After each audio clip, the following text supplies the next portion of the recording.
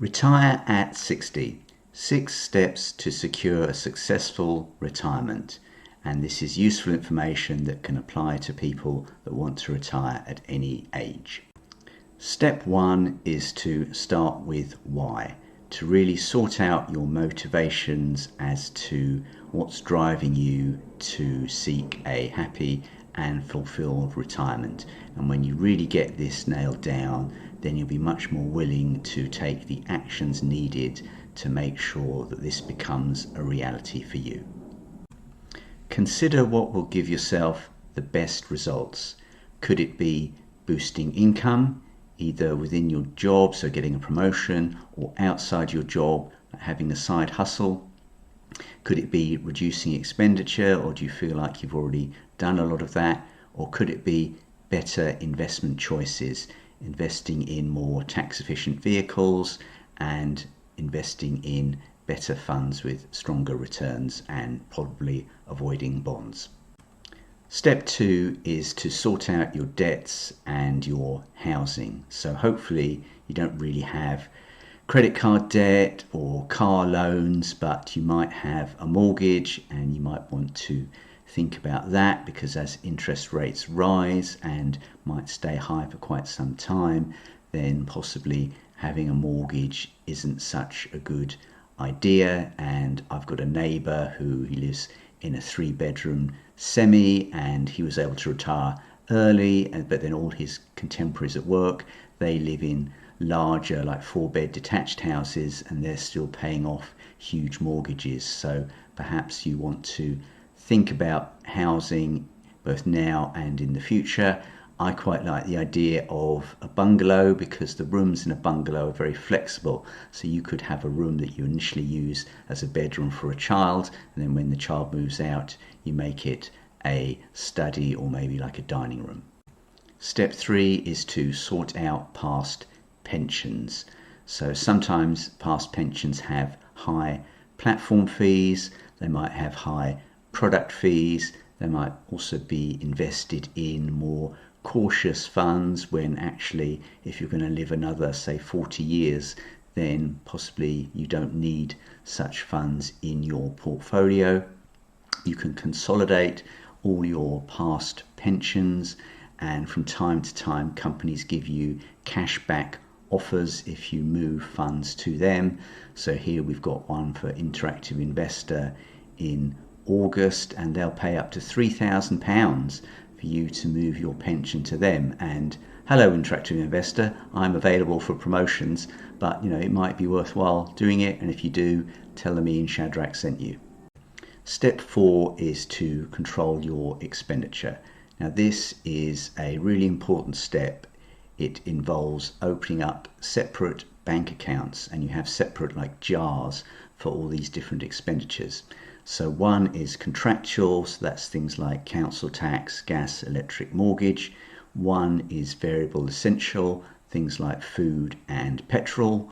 One is medium term, so that's things like anything you buy at IKEA, anything you buy at a garden centre, and maybe also things like if your boiler breaks down, also things like going on holiday.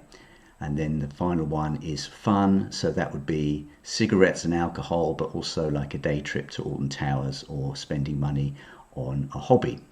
So the idea is that you have competition within each bucket. So if you spend too much money on booze, then because there's only a limited amount of money in this fund jar, it stops you doing other things, and it really helps to control your expenditure, because if you just got the one pot, it's probably always got money in it, and you can just always end up spending money. Once you know what's going to each one of these pots, you'll have an amount of money left over, and that will make regular saving possible. So you can, on a direct debit or standing order, set up a flow of money into a savings account every month, and that way you can, it's called paying yourself first. And so you know how much money you can save, and you can systemize it, and then just sit back and watch your money grow.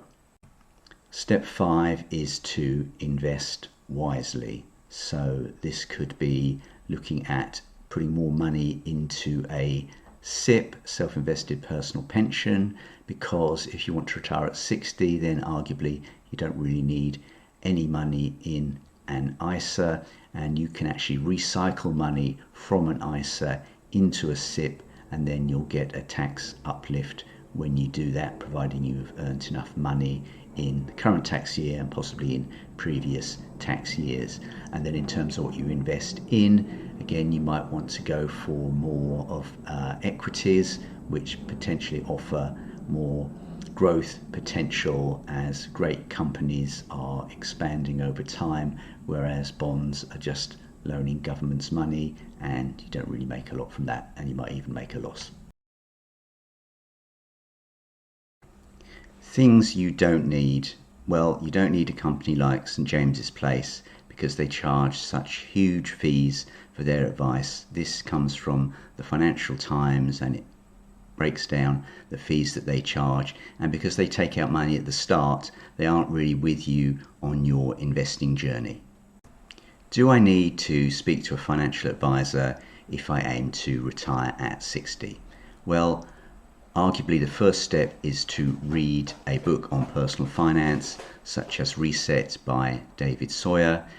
If you don't have very complicated financials, then you can possibly just do work under your own steam. Some people spend a lot of money with financial advisors or with wealth planners.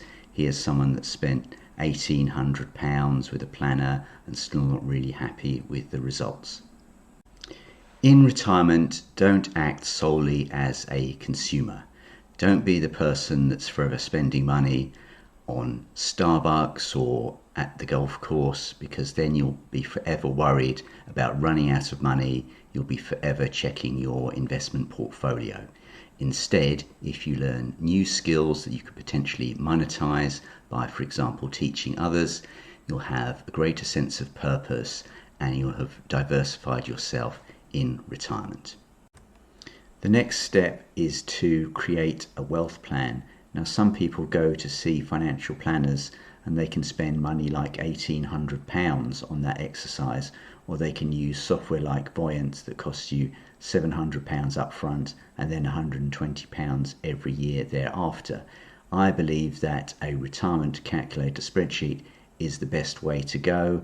It's much more flexible, much cheaper, and you can build up things like a wealth plan over time, and so you can see whether you're going to run out of money or not, what age you can retire, and what sort of income after tax you can expect in retirement.